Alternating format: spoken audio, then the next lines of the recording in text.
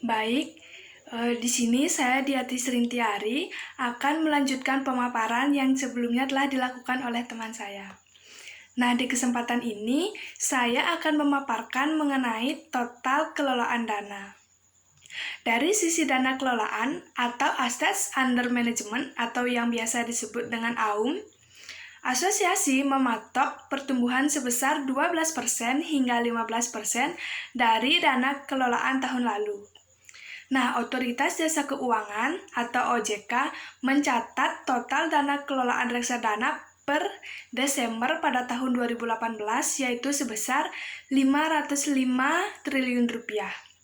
Dengan target pertumbuhan itu, maka dana kelolaan reksadana pada tahun 2019 bisa dicapai sebesar 565,6 triliun rupiah hingga 580,75 triliun rupiah.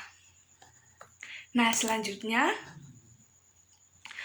di sini disebutkan atau dipaparkan beberapa jumlah perusahaan pengelola reksadana. Nah, di PPT ini disebutkan bahwa ada lebih dari 60 atau tepatnya 62 perusahaan pengelola reksadana.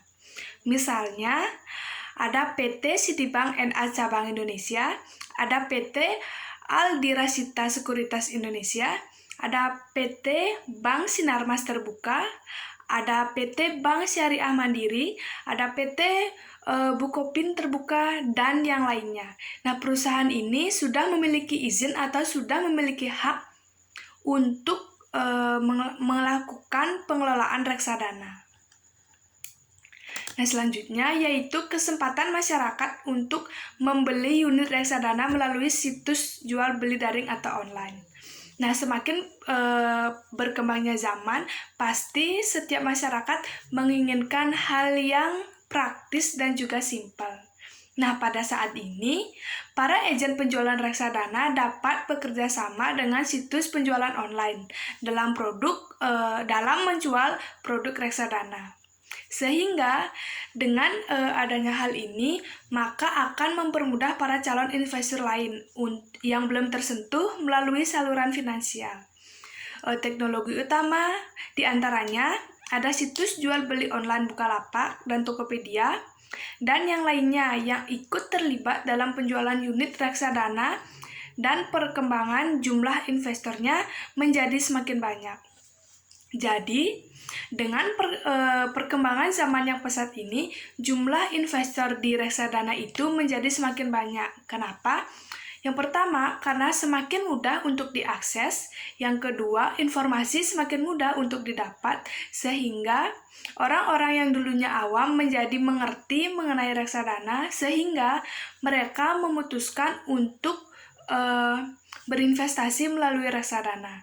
Sehingga dengan adanya hal tersebut, maka jumlah investor yang melakukan jual beli reksadana melalui situs online atau situs daring akan menjadi semakin banyak. Nah, selanjutnya adalah kesimpulan. Jadi, setelah teman-teman saya memaparkan semua materi yang telah dijelaskan tadi, adapun kesimpulannya adalah investasi pada reksadana merupakan investasi yang dapat dipilih oleh investor pemula dalam upaya meminimkan risiko yang mungkin muncul dalam berinvestasi surat berharga di pasar modal. Dan dalam prakteknya di Indonesia, jumlah investor reksadana ini naik rata-rata 5% setiap bulan. Dan reksadana bukan hanya untuk meminimalkan risiko, tetapi dapat dijadikan untuk melipat gandakan hasil investasi. Nah, hal ini terbukti bukan hanya dari investor pribadi, tetapi juga investor korporat pun, seperti perusahaan yang bergerak di bidang dana pensiun, di bidang asuransi, multifinance, dan yang lainnya yang ikut menginvestasikan dana pada reksadana. Nah, keberadaan fintech dan kemudian transaksi reksadana di situs jual beli sangat berpengaruh untuk meningkatkan jumlah investor.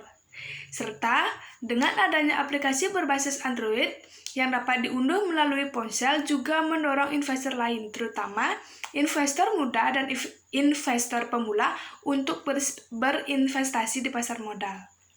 Apalagi investasi minimal diperbolehkan cukup terjangkau bagi para investor muda, sehingga membuat para investor muda menjadi tertarik untuk berinvestasi di reksadana.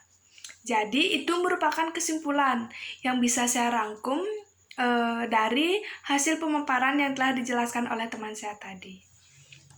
Nah, berikutnya ini merupakan beberapa sumber atau referensi yang digunakan untuk mengutip jurnal dan juga yang kami gunakan untuk sebagai referensi dalam membuat materi di PowerPoint.